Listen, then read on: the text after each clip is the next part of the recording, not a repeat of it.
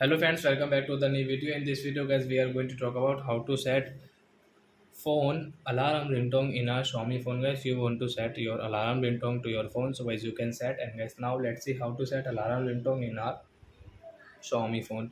In this video guys, I will show you.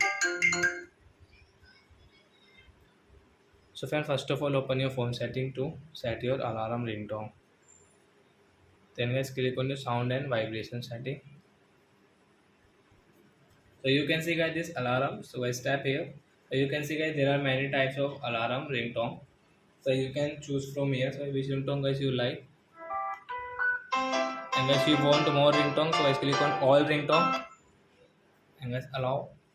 So which alarm ringtone guys you want to set your Xiaomi phone guys click and ringtone.